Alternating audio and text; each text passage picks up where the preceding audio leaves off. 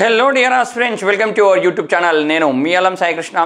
ఈ సెషన్లో previous competitive ఎగ్జామినేషన్స్లో అడగబడిన ఫిజికల్ సైన్స్ క్వశ్చన్స్, వాటికి సంబంధించిన ఎక్స్ప్లెనేషన్ గురించి డిస్కస్ చేద్దాం. వీడియోలోకి వెళ్ళే కంటే ముందు మొదటిసారిగా మన ఛానల్ని చూస్తున్న వాళ్ళు లేదా మన ఛానల్ని ఇప్పటివరకు సబ్స్క్రైబ్ చేయని వాళ్ళు ఎవరైనా ఉంటే సబ్స్క్రైబ్ చేయండి. సో ఇట్లాంటి ప్రీవియస్ క్వశ్చన్స్ అన్నీ కూడా లాస్ట్ వీక్ నుంచి కూడా నేను కంటిన్యూగా మన యూట్యూబ్ ఛానల్లో దాదాపు ప్రతిరోజు పెట్టడానికి ప్రయత్నం చేస్తున్నా. ఏదైనా డిలే వల్ల నెక్స్ట్ డే అయితే అప్లోడ్ చేస్తున్నా, వాటన్నింటి కూడా చూడొచ్చు.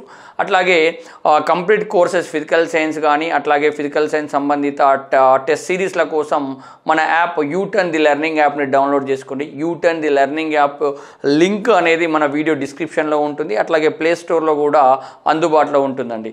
ఆర్ఆర్బీ వాళ్ళకు మ్యాథమెటికల్ ప్రాబ్లమ్ సంబంధించిన ఒక కోర్సు కంప్లీట్ పీడిఎఫ్ అనేది కూడా అందుబాటులో ఉందండి. దాన్ని కూడా డౌన్లోడ్ చేసుకునే ప్రయత్నం అయితే చేయండి.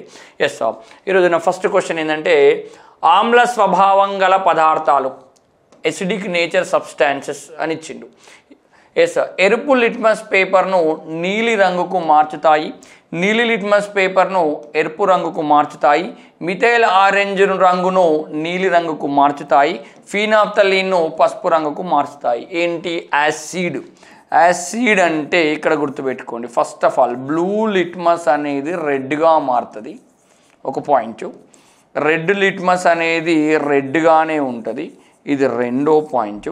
ఎస్, మిథైల్ ఆరెంజ్ యాసిడ్ కలిపితే అది రెడ్గా మారుతుంది. 4, ఫీనాప్థలిన్ అయితే రంగు మారదు, కలర్లెస్ అనేది ఉంటుంది. ఎస్, మరి ఇక్కడ చూద్దాం.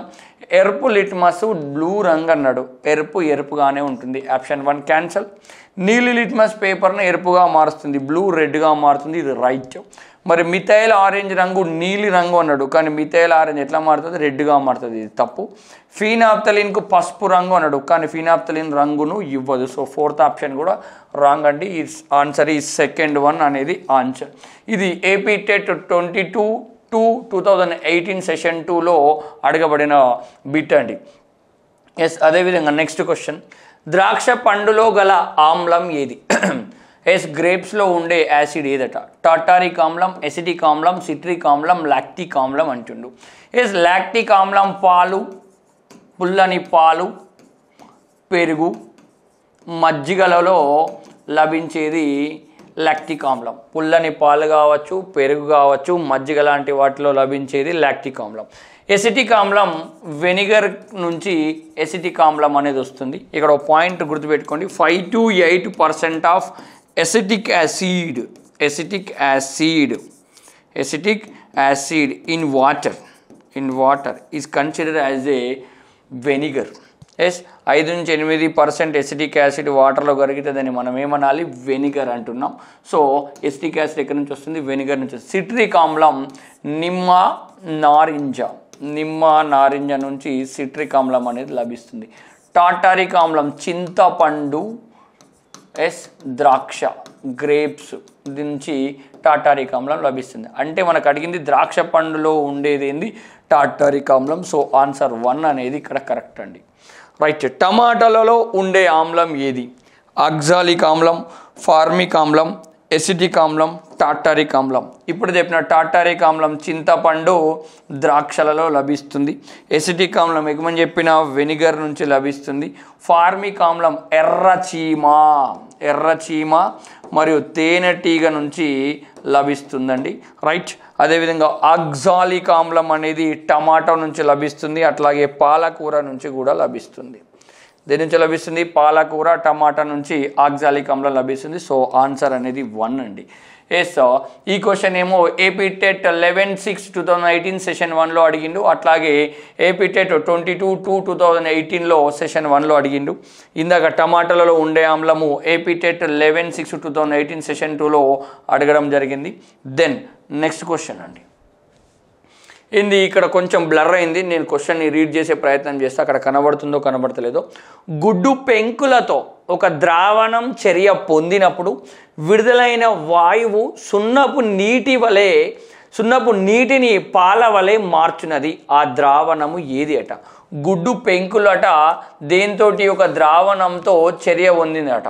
ఎస్, అప్పుడు విడుదలైన వాయువు సున్నపు నీటిని పాల వలె మార్చుతుంది. ఆయన ద్రావణము ఏది అంటుండు? సోడియం క్లోరైడ్, హైడ్రోక్లోరిక్ ఆమ్లము, పొటాషియం క్లోరైడ్, మెగ్నీషియం క్లోరైడ్ 4 ఆప్షన్లు ఇచ్చిండు. ఫస్ట్ ఆఫ్ ఆల్, ఏ వాయువు సున్నపు నీటిని పాల వలె మార్చుతుంది? కార్బన్ డైఆక్సైడ్ వాయువు సున్నపు నీటిని పాల వలె మార్చుతుంది. ఇది క్లియర్ అండి, రైట్. అంటే ఈ రియాక్షన్లో విడుదలైన వాయువు ఏది? కార్బన్ డైఆక్సైడ్ వాయువు విడుదలైంది. గుడ్డు పెంకులు ఒక ద్రావణంతో రియాక్ట్ అవుతున్నాయి. గుడ్డు పెంకులు అంటే ఏంటి? Calcium carbonate. కాల్షియం కార్బోనేట్ ఇది ఏ ద్రావణంతో చర్యలో పాల్గొంటే కార్బన్ డైఆక్సైడ్ వచ్చింది? ఎస్, ఇక్కడ కాల్షియం కార్బోనేట్ విత్ NaCl చేస్తే ఇక్కడ మనకు రియాక్షన్ జరిగే స్కోప్ అనేది చాలా తక్కువ అండి. అదేవిధంగా కాల్షియం కార్బోనేట్ అనేది HClతో చర్యలో పాల్గొంటే, కార్బోనేట్లు ఆమ్లాలతో చర్యలో పాల్గొంటే, కార్బోనేట్లు అనేవి ఆమ్లాలతో చర్యలో పాల్గొంటే కార్బన్ డైఆక్సైడ్ వాయువు విడుదలవుతుంది. లేదా బైకార్బోనేట్లు ఆమ్లాలతో చర్యలో పాల్గొన్న కార్బన్ డైఆక్సైడ్ వాయువు అనేది విడుదలవుతుంది. ఇక్కడ విడుదలవుతుంది, ఇక్కడ విడుదలవుతుందండి. సో కాల్షియం కార్బోనేట్ అనేది హైడ్రోక్లోరిక్ ఆమ్లంతో చర్యలో పాల్గొంటే మనకి ఏం ఏర్పడుతుంది? CaCl2 కాల్షియం క్లోరైడ్ అనేది ఏర్పడుతుంది.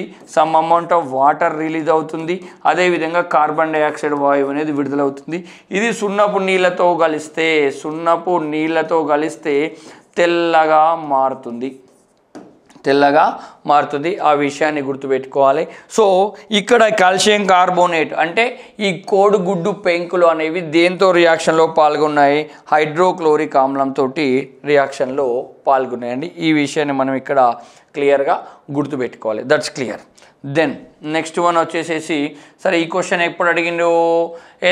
ఏపీ టెట్ మరియు DSC 29/1/2019 సెషన్ 2లో అడగబడిన బిట్ అండి.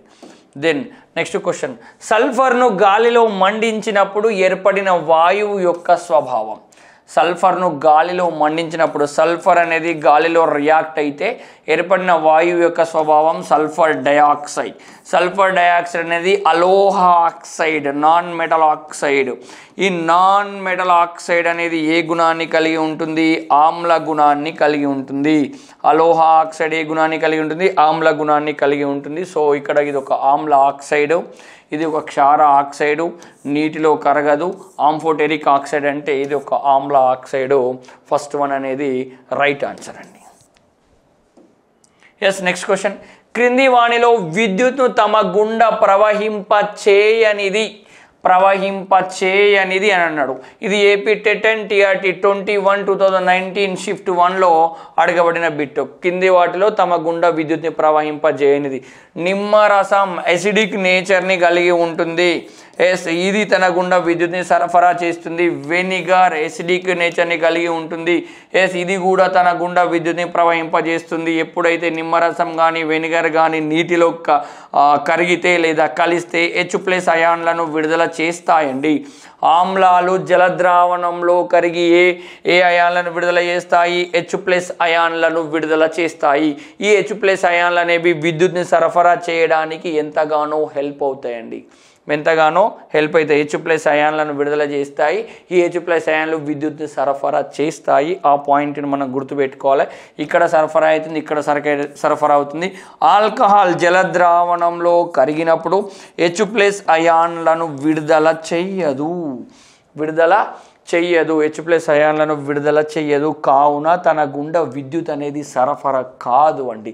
త్రాగే నీరులో కూడా ఫ్రీ అయాన్స్ ఉంటాయి, స్వేచ్ఛ అయాన్లు ఉంటాయి. ఆ స్వేచ్ఛ అయాన్లు ఉండడం వల్ల ఇది తన గుండా విద్యుత్ని సరఫరా చేస్తుంది. ఒకటోది చేస్తుంది, రెండోది చేస్తుంది, నాలుగోది చేస్తుంది. కానీ మూడోది జలద్రావణంలో కరిగినా కానీ అయాన్లను విడుదల చేయదు. స్వేచ్ఛ అయాన్లు లేకపోతే తన గుండా విద్యుత్ అనేది సరఫరా కాదు. సో ఆన్సర్ అనేది మూడవది ఆన్సర్ అండి. ఇవి ఈ సెషన్లో ఉన్న క్వశ్చన్స్ అండి.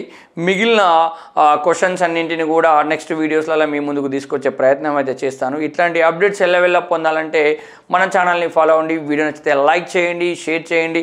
మన ఛానల్ని ఇప్పటివరకు సబ్స్క్రైబ్ చేయని వాళ్ళు ఇంకెవరైనా ఉంటే సబ్స్క్రైబ్ చేయండి. Thank you so much. జై హింద్.